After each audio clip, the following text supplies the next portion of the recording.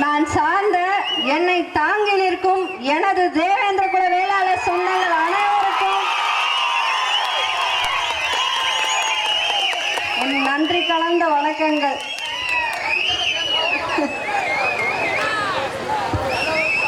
ரொம்ப நேரம் கழிச்சு வந்திருக்கேன். அப்பவே வர்றது கொஞ்சம் லேட் ஆயிடுச்சு. இருந்தாலும் உங்க இத்தனை பேரை பார்க்கும் போது என் வலி வேதனை எல்லாமே ஒண்ணுமே இல்லை. அதெல்லாம் சின்னது.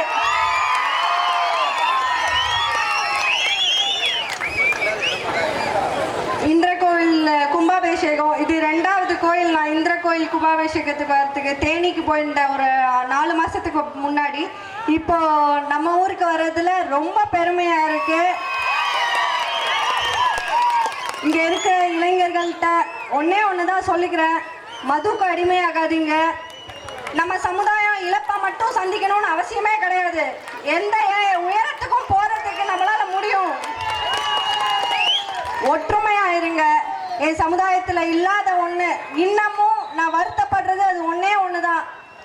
தலைவர் நிறைய இடத்துல பேசியிருக்காரு, சமுதாய ஒற்றுமை அப்படின்னு பேசியிருக்காங்க. ஆனா யாருமே அதுக்கு சரி வரல. இன்னைக்கு நான் சொல்றேன், நம்ம சமுதாயத்தை கொண்டு போறதுக்கு சில சர்டன் கிரைட்டீரியா இருக்கும், தகுதி இருக்கு. யாருக்கு இருக்குன்னு சொல்லுங்க, நான் அவங்க கூட சேர்ந்து பயணிக்க தயார்.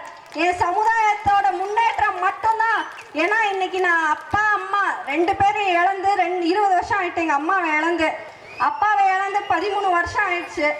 இன்னமும் எனக்கு என் சமுதாயம், ஏன்னா அந்த அளவுக்கு என் அப்பா சமுதாயத்தை நேசிச்சாரு. எந்த தலைவனும் நேசிக்கல எங்க தமிழ்நாட்டுல சமுதாயத்தை. பசுபதி பாண்டியன், ஜெசிந்தா, நீங்க நினைக்கலாம் அவங்க அம்மா எப்படியா இருந்தாங்க. எங்க அப்பா சமுதாயத்தை எவ்வளவு காதலிச்சாருன்னு உங்களுக்கு தெரியும். அப்படிப்பட்ட ஒரு நபரை எங்க அம்மா காதலிச்சாங்கன்னா அவங்க எப்படி சமுதாயத்தை நேசிச்சிருப்பாங்கன்னு நாளடைவுலதான் எனக்கு தெரிஞ்சது. சொன்னாங்க அப்பா அம்மா கண்டன ஆர்ப்பாட்டத்துல எங்க அம்மா உண்மையானே ஒரு சிங்க பெண்மணி தான். அப்படி ஒரு நபரை காதலித்து திருமணம் செய்து தன் உயிரையும் சமுதாயத்துக்கு தான் அர்ப்பணிச்சாங்களே தவிர குடும்பத்துக்கோ இல்ல.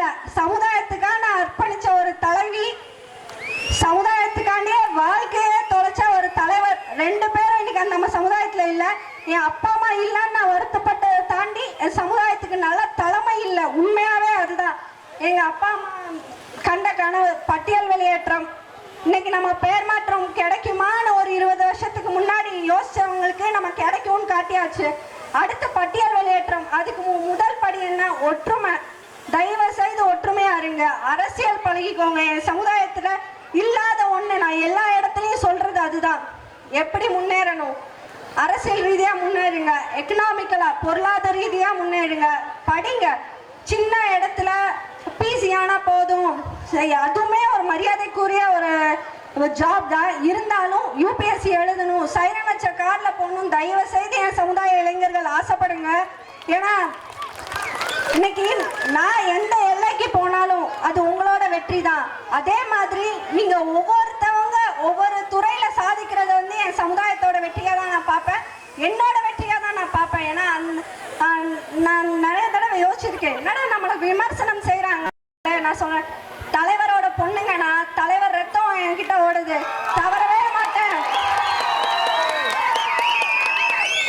வலிய நேரடியா அனுபவிச்சவங்களுக்கு மட்டும்தான் தெரியும் அந்த வலி எவ்வளவு கொடுமையானதுன்னு. உண்மையா சொல்றேன், என் சமுதாய இளைஞர்கள்ட்ட திரும்ப திரும்ப அருவாள் கொல்லும் அரசியல் வெல்லும் சொல்றதுக்கு ஒரே காரணம் தான், இழப்பு போதும். என் சமுதாயத்துல அடிக்க அடிதான் தீர்வு போதும். அந்த அடியை வாங்கின குடும்பத்திலயும் நான் வந்திருக்கேன், இழப்பத்தை சந்திச்ச குடும்பத்திலயும் வந்திருக்கேன். அதனால 2 வழியும் நான் சைமல்டேனியஸா பார்த்திருக்கேன், மாறி மாறி. அம்மா ஒரு லாயரு. அம்மா 6 வயசு வரைக்கும் தான் என் கூட இருந்தாங்க. 6 வயசு வரைக்கும் 4 வயசு வரைக்கும் நான் திருச்சி கோர்ட்டு, மதுரை ஜெயிலு இப்படிதான் அலைஞ்சு அப்பா ஜெயில இருந்தாரு. அப்ப என் வாழ்க்கை அப்படி போச்சு. அடுத்து 13 வருஷம் கழிச்சு ஒரு அப்பா அம்மா இல்லாத குடும்பம் என்ன வழி அனுபவிக்கும் நேரடியா அனுபவிச்சு வந்த பொண்ணு நான். சரிங்களா? என் விமர்சனத்தெல்லாம் பெத்த அப்பா அம்மாவே எப்படி பார்க்க கூடாதோ நான் பார்த்துட்டேன். இனிமேல் இந்த விமர்சனம் அதெல்லாம் எனக்கு ஒண்ணுமே இல்லை. உங்களை பார்க்கும்போது அது மறைஞ்சே போயிடும். என் வழியெல்லாம் வழியே கிடையாது.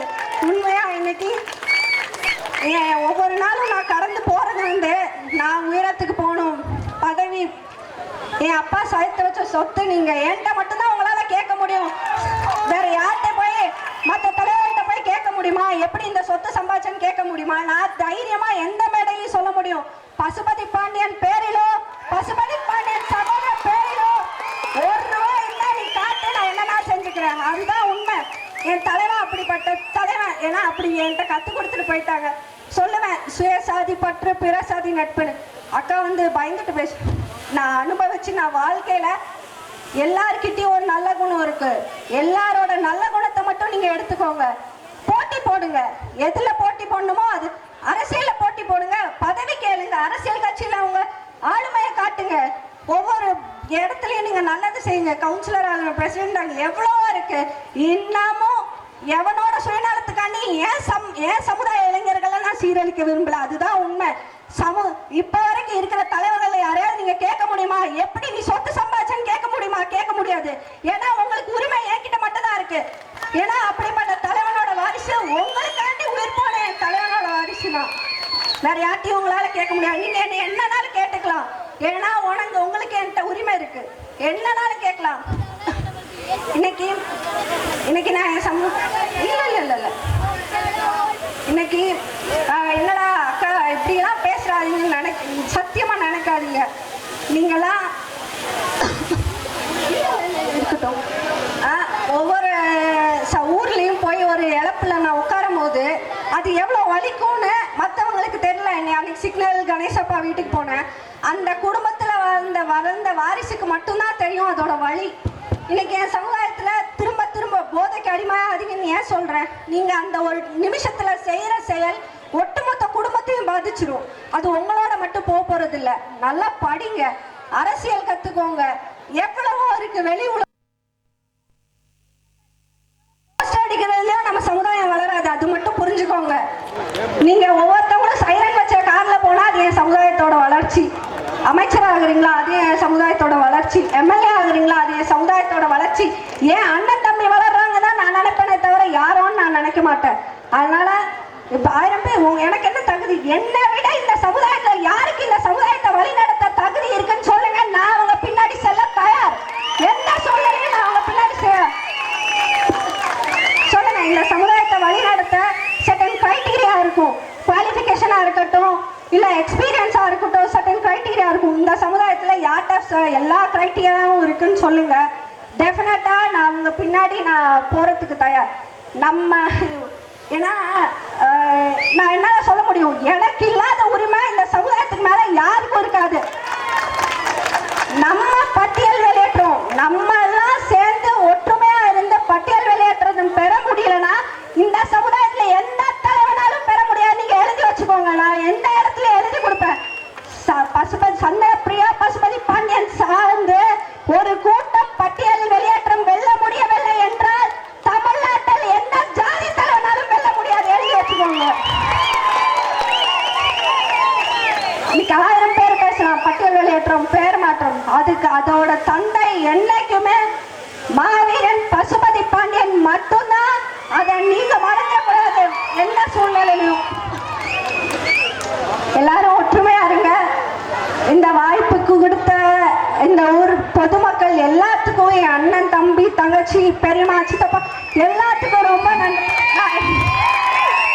என்னைக்குமே நான் உங்க வீட்டு பொண்ணு மட்டும்தான். என்னைய பிரிச்சு பார்க்காதீங்க.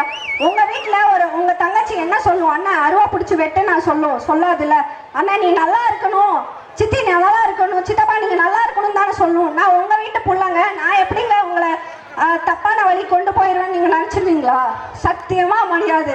ஏன்னா நான் உங்க வீட்டு பொண்ணு, உங்க தலைவர் பெத்த பொண்ணு. எப்படி அதை போக முடியும் சொல்லுங்க?